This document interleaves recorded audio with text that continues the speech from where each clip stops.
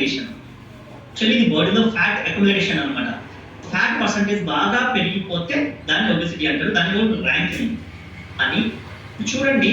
మనకు బీపీ పెరిగిందనుకోండి, చూపిస్తామా? వెళ్ళి హాస్పిటల్కి వెళ్ళి చూపించాము, తలో పంచాము చూపిస్తాము. అలాగే షుగర్ పెరిగితే చూపిస్తామా? చూపిస్తాం. అని ఫ్యాట్ పెరిగి ఒబెసిటీ పెరిగితే చూపిస్తున్నామా అంటే చూపించండి. వీటన్నిటికీ మూలము యాక్చువల్లీ ఒబెసిటీ. ఇక్కడ ఈ విధంగా మన శరీరం మొత్తము బీపీ పెరగడం, షుగర్ పెరగడం కాదు, మొత్తం శరీరం కొవ్వుతో పెరిగిపోయాడు. కంప్లీట్ బాడీ స్ప్రెడ్ అయిపోయాడు. ఫ్యాట్ పెరుగుతుంది అంటే చూపించలేరు, శరీరం మొత్తం గుల్ల గుల్ల అయిపోతుంది. చూపిస్తాను పర్టికులర్ గా పార్ట్ బై పార్ట్ కూడా నేను చూపిస్తాను. చాలా ఫాస్ట్ గా చెప్తాను వినండి. మీకు సొల్యూషన్ కాదు వాడు చెప్పేది, సమస్య మాత్రమే చెప్తాను. మనం బిఎంఐ అంటారు, అంటే ఎత్తు బరువుల నిష్పత్తి. దీంట్లో రెండు ఉంటాయి, అధిక బరువు వేరు, ఒబెసిటీ స్థూలకాయం వేరు. ఆఫ్ కోర్స్ అండర్ వెయిట్ కూడా పెద్ద సమస్య. ఆల్రెడీ తక్కువ బరువు ఉండడం, ఉండాల్సిన దానికంటే తక్కువ బరువు ఉండడం, అది కూడా ఒక సమస్య. బట్ ఇవాళ నేను మాట్లాడుతుంది ఓవర్ వెయిట్ అండ్ ఒబెసిటీ గురించి. మీరు ఎక్కడైనా చెకప్ చేయించుకున్నాము, న్యూట్రిషన్ సెంటర్ లో చెకప్ చేయించుకోండి, ఎక్కడైనా చేయించుకోండి. బిఎంఐ అంటారు, బాడీ మాస్ ఇండెక్స్, ఎత్తు బరువుల నిష్పత్తి కనుక 25 టచ్ అయితే మీరు అధిక బరువులో ఉన్నట్టు. అంటే ఉండాల్సిన బరువు కంటే 5 కేజీల కంటే ఎక్కువ బరువు ఉంటే ఊబకాయంలో ఉన్నట్టు, అధిక బరువులో ఉన్నట్టు. 30 దాటారా అంటే ఒబెసిటీలో ఉన్నట్టు. 30 పాయింట్స్ చేయండి అంటే ఊబకాయం. ఊబకాయం అంటే అదొక వ్యాధుల పుట్ట, సిండ్రోమిక్స్ అంటారు. అన్ని రకాల వ్యాధులు రావడానికి మూలము ఒబెసిటీ, ఊబకాయం. 30 కనుక మీ బిఎంఐ ఉంటే ఈ బాడీ మాస్ ఇండెక్స్ మనం ప్రతి ఒక్కరు లెక్క చూసుకోవాలి. ప్రతి ఒక్కరు లెక్క చూసుకోవాలి. కొన్ని రకాలు ఉంటాయి.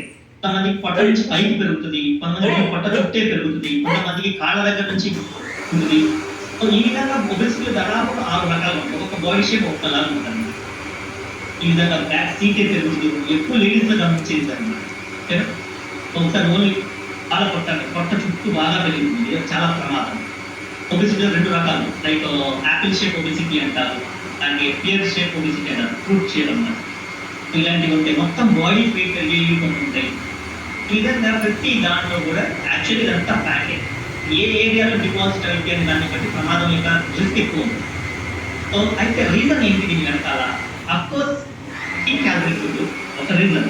కొంతమంది ఆడవాళ్ళు తక్కువ తినేవాళ్ళు బరువు పెరుగుతారు, ఇదొక రీజన్. ఇదే మెయిన్ రీజన్ కాదు, అంటే బరువు పెరుగుతారు కంటారు, టైం కాదు. ఇది ఒక రీజన్. హై క్యాలరీ ఫుడ్, ఎక్కువ ఫాస్ట్ ఫుడ్ తినడము, జంక్ ఫుడ్ తినడము, ప్రాసెసెస్ ఫుడ్ తినడం అనేది ఒక మేజర్ రీజన్, కాకపోతే అతిపెద్ద రీజన్. రెండవది వైట్ రైస్. రావడానికి అతిపెద్ద కారణము తెల్లన్నం, వైట్ రైస్. బ్రౌన్ రైస్ మానేస్తున్నారు, అంటే పీచు పదార్థం లేకుండా అయిపోతుంది white rice. White rice sugar రావడం, మొత్తం శరీరాన్ని గుల్ల గుల్ల చేస్తుంది. వైట్ రైస్ వీక్ అయిపోతాడు మనిషి, స్ట్రెంత్ మొత్తం పోతుంది అన్నమాట. ఈ వైట్ రైస్ ఒక కారణం. అది ఫైబర్ లేకుండా తినడం, పీచు పదార్థాలు లేకుండా ఫ్రూట్స్ వెజిటేబుల్స్ మానేయడం, శరీరంలోకి పీచు పదార్థం పంపించకపోవడం, దీనివల్ల ఫ్యాట్ అక్యుములేట్ అయిపోతూ ఉంటుంది, అంటే నిల్వలు పెరిగిపోతూ ఉంటాయి. అలాగే ఫిజికల్ యాక్టివిటీ లేకపోవడం, ఎక్కువగా సిట్టింగ్ లో ఉండడం, కూర్చొని ఉండే ప్రొఫెషన్స్ ఉంటాయి చాలా వరకు. సో సాఫ్ట్వేర్ ఎంప్లాయీస్ ఉంటారు చూడండి, కూర్చునే ఉంటారు. ఇంట్లో లేడీస్ చూడండి, ఒకసారి పిల్లలు వెళ్ళిపోతే కూర్చునే ఉంటారు, టీవీ చూస్తున్నాం, ఏదో ఒకటి ఎక్కువ శాతం కూర్చొని ఉంటారు. టైంలో ఆడవాళ్ళకి ఇంట్లో బాగా పనులు ఉండేవి, ఇప్పుడు పనులు ఉన్నాయి. మిక్సీ వచ్చేసింది కాబట్టి రుబ్బాల్సిన పని లేదు, వాషింగ్ మిషన్ వచ్చింది కాబట్టి మనము బట్టలు ఉత్కాల్సిన పని లేదు, ఫిజికల్ గా మూవ్మెంట్ లేదు, అయితే ఫ్లెక్సిబిలిటీలు వచ్చింది. దానివల్ల బట్టలు ఆన్ చేసి మనం కూర్చునే ఇది ఎక్కువ పెరిగిపోవడం వల్ల కూడా మనుషులు బరువు పెరిగిపోతున్నారు. సో ముందు వాడకం అంటే ఇంగ్లీష్ మందులు, డ్రగ్ వాడడం మొదలైనా సరే బరువు పెరిగే అవకాశం ఉంటుంది. మానసిక ఒత్తిడి ఎక్కువ ఉన్న వాళ్ళు కూడా తొందరగా బరువు పెరుగుతారు.